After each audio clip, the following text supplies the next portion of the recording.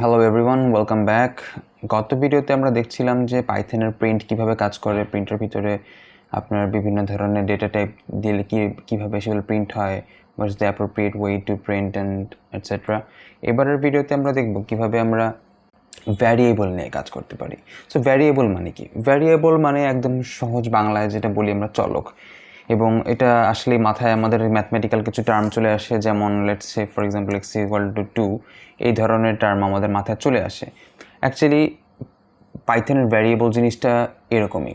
ওকে, so আমি আপনাদের কিছু স্যাম্পল দেখাই। যেমন আমি এখানে লিখলাম এক্স ইজ ইকুয়াল টু 2।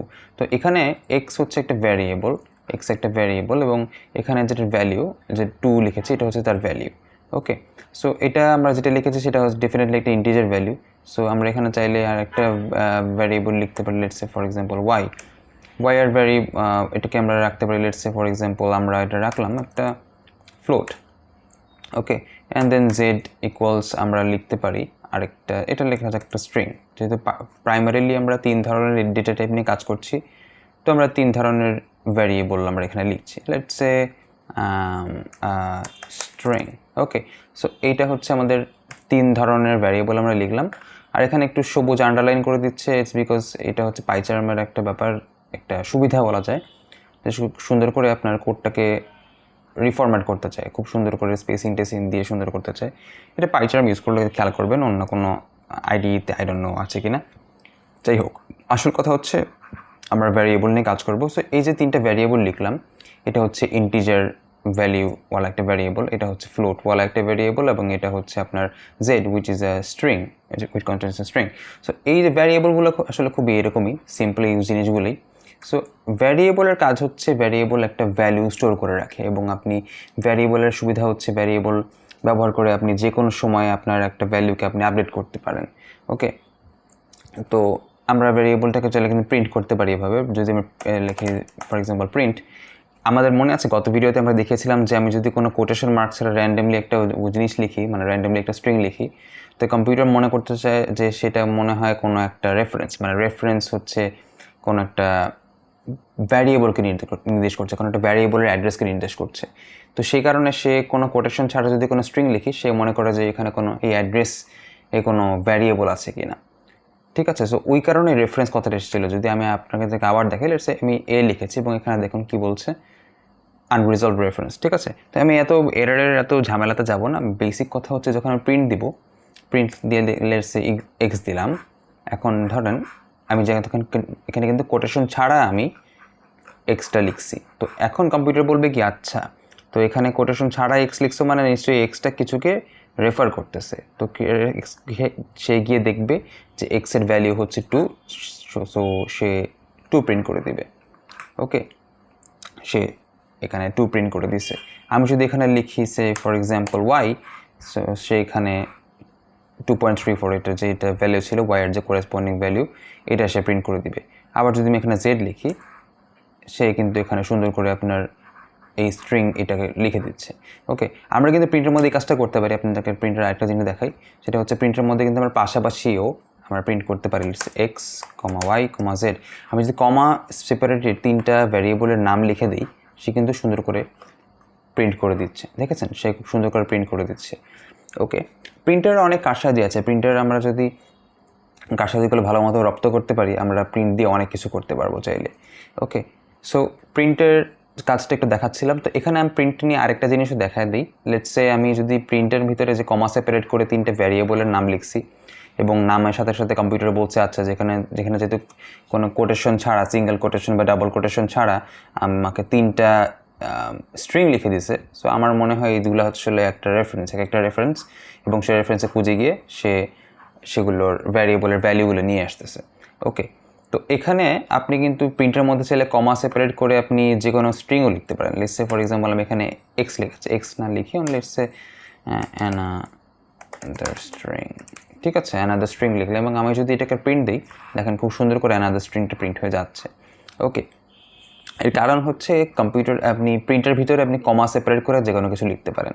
ওকে, আমি আপনাকে প্রিন্টের আরেকটু কাজ দেখাই। লেটস সে ওকে, আচ্ছা এটা থাকুক এটার মধ্যে। ঠিক আছে, এটা যেটা এক্স ছিল, এক্স ওয়াই জেড ছিল থাকুক। আমি আপনাকে প্রিন্টের আরেকটা জিনিস দেখাই। Let's say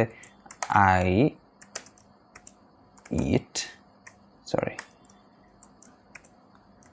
and rice. Okay, I eat rice, এটা যদি আমি লিখি, এটা আমি একটু কমেন্ট আউট করে দিই। কমেন্ট কীভাবে করেছি সেটা আমি সামনে দেখাবো আবার। আচ্ছা, এই যে দেখেন সুন্দর করে I eat rice হয়ে চলে এসছে, এবং কিন্তু দেখেন অটোমেটিক্যালি এখানে একটা স্পেস হয়ে গেছে। তো প্রিন্টারের এই কাজটাই এরকম যে প্রিন্ট হচ্ছে, যদি আমি প্রিন্টের ভিতরে 3টা এরকম আলাদা আলাদা স্ট্রিং লিখি, বা আমি যদি ইন্টিজারও লিখি ভিতরে, এখানে লেটস সে আমি একটু কমা দিই 3 টাইম, আচ্ছা বেশি বড় না করি, 3 টাইমস এ ডে। ওকে, এখন দেখেন আমি 3টাকে কিন্তু একটা ইন্টিজার আকারে লিখছি, এবং সে কিন্তু ইন্টিজার আকারে সুন্দর করে প্রিন্ট করে দিচ্ছে। ওকে, তো আপনি চাইলে প্রিন্টের ভিতরে এভাবেও লিখতে পারেন, এভাবেও প্রিন্টের ভিতরে লেখা যায়। ওকে, এখন এখানে একটা জিনিস খেয়াল করেন যে প্রত্যেকটা স্ট্রিং লেখার পরে অটোমেটিক্যালি সবগুলোকে স্পেস দিয়ে সেপারেট করে দিছে, প্রত্যেকটাকে স্পেস দিয়ে সেপারেট করে দিছে।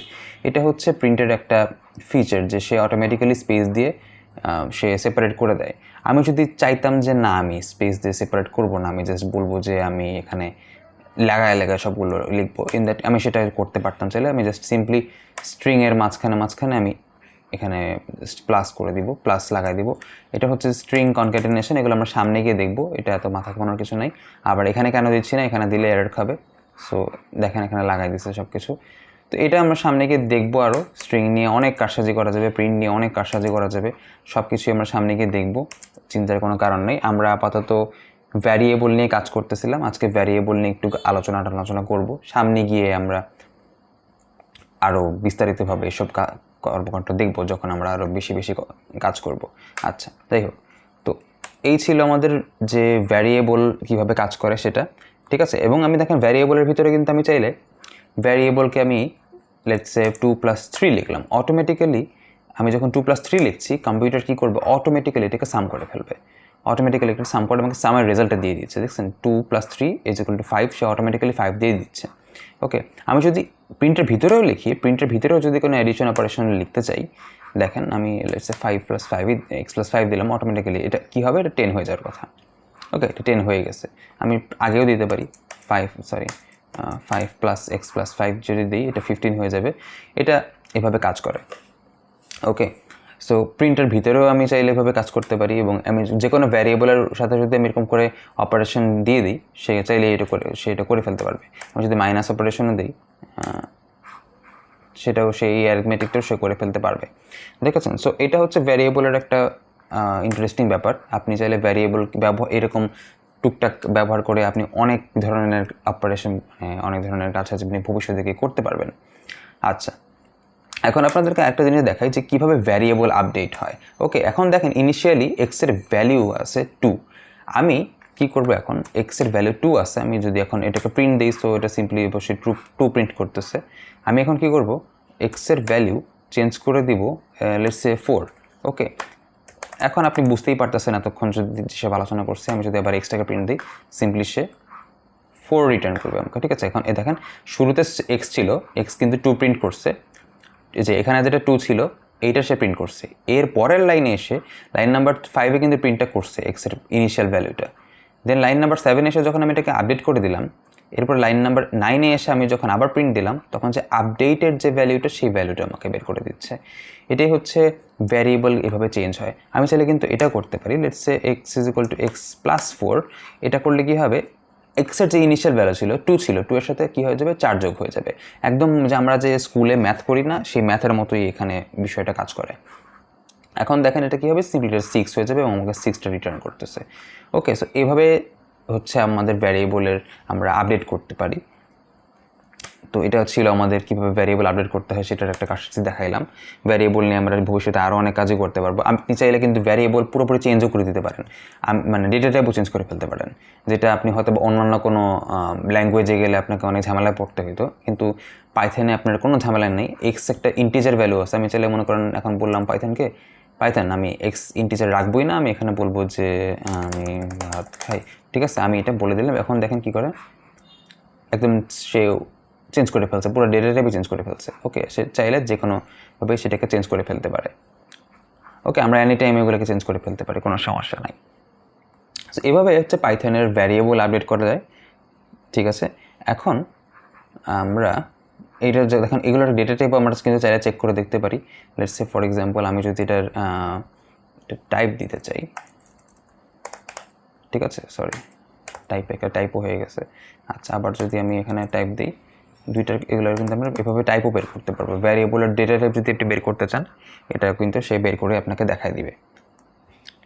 ওকে, এখন ভ্যারিয়েবলের একদম বেসিক একদম বাংলা কথাবার্তা বললাম একদম।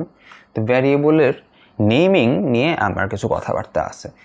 তো আপনাদের কিন্তু ওই ম্যাথের মধ্যে আমরা কী করি, আমরা যখন ম্যাথ করি, আমাদের প্রচলিত গণিত করি, তখন কিন্তু আমরা কী করি, খুব প্রচলিত কিছু ভ্যারিয়েবল আমরা ডিক্লেয়ার করি, যেমন এক্স, ওয়াই, জেড, এ, বি, সি, এম, এন, ও, কিউ, আর, এস, টি। খুবই মানে খুব ইজি অ্যালফাবেটস আমরা ইউজ করি, যেগুলো যে জাস্ট আমাদের ম্যাথের জন্য, কারণ ম্যাথ আমাদের অনেক বড় ম্যাথ করতে হয়, অনেক লিখতে হয়। তো আমরা যত সংক্ষিপ্ত সিম্বল ইউজ করা যায়, একটা সিম্বল ইউজ করতে পারলেই আমাদের জন্য যথেষ্ট। কিন্তু পাইথনের ক্ষেত্রে বিষয়টা এতটা সহজ করলে জীবন আসলে ভবিষ্যৎ থেকে কঠিন হয়ে যাবে। আপনাকে এরকম আমি এক্স, ওয়াই, জেড জাস্ট দেখানোর জন্য লিখছি, কিন্তু আপনি যখন কোড লিখবেন, অ্যাকচুয়াল কোড যখন আপনি লিখবেন, আপনি যখন অ্যাসাইনমেন্ট করবেন বা পরীক্ষা দিবেন বা কোনো সফটওয়্যার ডেভেলপ করবেন, এই সকল ক্ষেত্রে আপনাকে কী করতে হবে, খুব মাথায় রাখতে হবে যে আমাকে এমন একটা ভেরিয়েবল নেম দিতে হবে যেটা কোনো মিনিংফুল হয়, অন্তত খুব বড় সড়ো না হলেও যাতে এমন একটা মিনিং হয় যাতে করে আমি বুঝতে পারি, বা আমার যে আমার কোডটা পড়তেছে সে তো আমার মতো করে চিন্তা করতেছে না, সে তো জানে না যে আসলে এই লেখাটা আসলে কোডটা কী নিয়ে বা কোথায় কোনটা আছে। সো সে যাতে পড়ে বুঝতে পারে সহজে, সেরকম নেমিং আমাকে নিশ্চিত করতে হবে।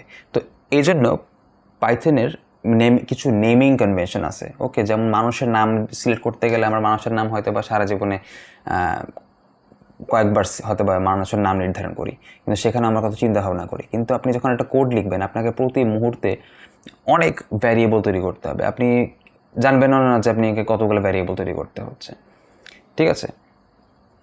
সো এক্ষেত্রে আমাদের কিছু নেমিং কনভেনশন ফলো করতে হবে। আমরা একটু সরাসরি ওগুলোতে চলে যাই। ওকে, সো এখানে আমরা কিছু নেমিং কনভেনশন দেখতেছি, সেগুলো নিয়ে আমরা একটু ডিসকাস করি। তো দেখি, এখানে যেটা বলেছে যে can have letters A to Z, বড় হাতের A to Z, ছোটো হাতের A to Z, এগুলো কম্বিনেশন ব্যবহার করতে পারবেন।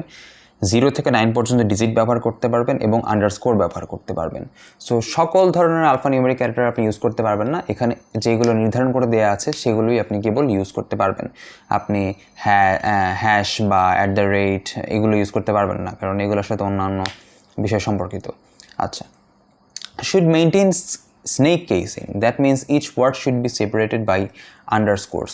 এই কথাটা আমি খুব একটা বিশ্বাস করি না, মানে খুব একটা ফলো করি না। স্নেক কেসিং মানে বোঝানো হইতেছে যে যেটা এখানে দেখাইছে, স্নেক কেসিং খুব সিম্পলি যে আন্ডারস্কোর দিয়ে আপনার স্পেসগুলোকে রিপ্লেস করা।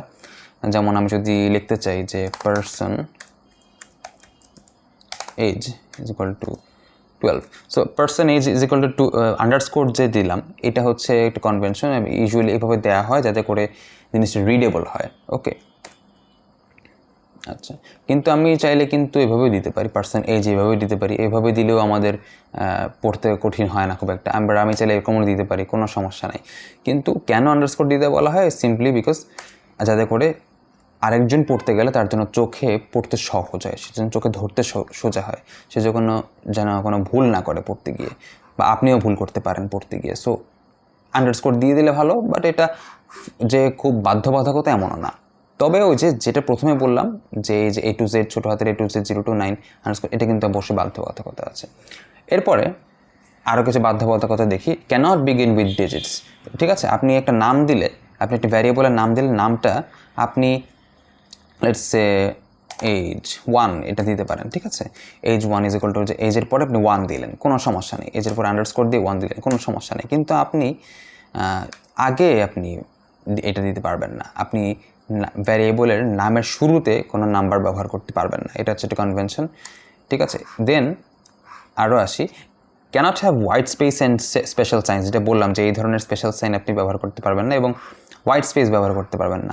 আমি এখানে চাইলে এটাকে আন্ডারস্কোরের জায়গায় স্পেস দিতে পারবো না, তাহলে এটা সে ধরতে পারবে না, এরর দেখাবে, ঠিক আছে। So variable name must not have a white space and of course not this characters, ঠিক আছে? এগুলো কিন্তু অ্যারিথমেটিক অপারেশনের জন্য, লজিক্যাল অপারেশনের জন্য বা বিভিন্ন রকমের আদার অপারেশনের জন্য ব্যবহৃত হয়। সো এগুলো আপনি ব্যবহার করতে পারবেন না। আর কেস সেন্সিটিভ মিনিং ABC, যে ওকে কেস সেন্সিটিভের বিষয়টা বলি, এটা খুবই খুবই ইম্পর্ট্যান্ট।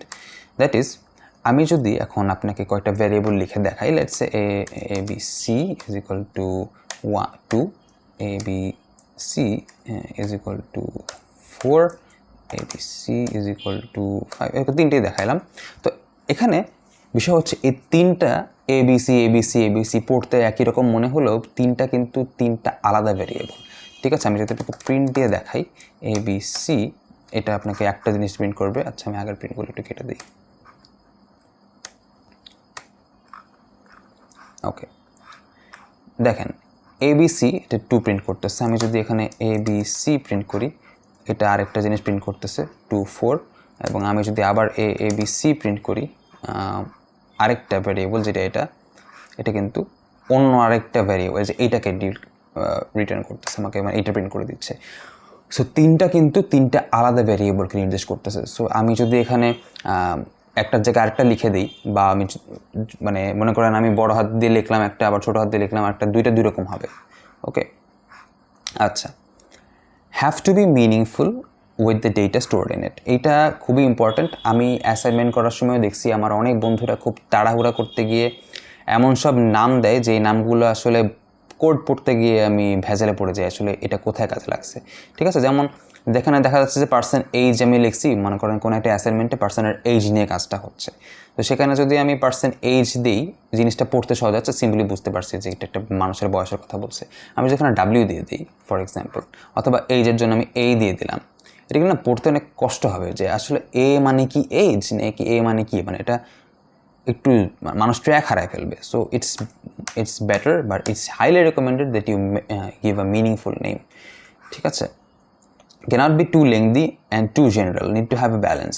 এটা ভালো কথা বলেছে যে ধরেন মনে করেন যে খুব বড় একটা ভ্যারিয়েবল নাম দিলাম, সেই খুব বড় ভ্যারিয়েবল নাম দেওয়া যাবে না, কারণ ভ্যারিয়েবল নেম অনেক জায়গায় ব্যবহার করতে হবে। আপনি ভ্যারিয়েবল নেমের জন্য দেখা যাবে তুমি কোডটা ডার্টি লাগতেছে, এবং কোড আপনার ভ্যারিয়েবল বারবার ভ্যারিয়েবলের নেম লিখতে গেলে আপনার প্যারা খাইতে হবে। এবং so it's better to use, মানে খুব ছোট লেন্থের ব্যবহার করা যাবে না, যেমন আমি এগুলো ব্যবহার করছি, এগুলো জাস্ট দেখানোর জন্য ব্যবহার করছি, এগুলো সত্যিকার অর্থে ব্যবহার মানে প্র্যাকটিক্যাল লাইফে ব্যবহার করা যাবে না, বা করা উচিত না in most of the cases. আর খুব বড় লেন্থের জিনিসও ব্যবহার করা উচিত না, দেখা যাবে যে আপনার নিজের নাম পড়তে গিয়ে ট্র্যাক রাখতে গিয়ে আপনি প্যারা খাই যাচ্ছেন। দেন should not be written with single alphabets, যেটা বললাম, minimum length should be 3. আচ্ছা, cannot be a reserved keyword for Python, there are a total of 35 keywords. এটাও একটা খুবই ইম্পর্ট্যান্ট বিষয় যে পাইথনে 35টা রিজার্ভড কিওয়ার্ড আছে। সো এই রিজার্ভড কিওয়ার্ডের নেমগুলো আপনি চাইলে ব্যবহার করতে পারবেন না। এর মধ্যে যেমন ধরেন লেটস সে প্রিন্ট, ঠিক আছে? আপনি চাইলেও কিন্তু প্রিন্টের নাম দিয়ে একটা ভ্যারিয়েবল খুলতে পারবেন না, প্রিন্ট ইজ ইকুয়াল টু 0 দিতে পারবেন না, ঠিক আছে? দেখেন এটা কিন্তু খুব সুন্দর করে আপনাকে বলে দিচ্ছে যে shadows builds in name print, ঠিক আছে? সো আপনি চাইলেই এটাকে ওই সব কিওয়ার্ড দিয়ে আপনি নামকরণ করতে পারবেন না। ওকে, সো আজকের ভিডিওতে আপনারা যেসব আলোচনা করলাম যে ভ্যারিয়েবলের নেমিং কনভেনশনগুলো কী কী, তো এগুলো অনেকগুলো দেখে মনে হতে পারে যে এত ঝামেলা কীভাবে রাখবো, কিন্তু প্র্যাকটিস করতে করতে এগুলো সব খুব দ্রুত হাতে চলে আসবে, এগুলো নিয়ে আসলে ভয় পাওয়ার কিছু নাই। ওকে, সো আজকে ভ্যারিয়েবল নেমিং কনভেনশন পর্যন্তই রাখতেছি, সামনে গিয়ে আমরা আরও আলোচনা করব। ধন্যবাদ।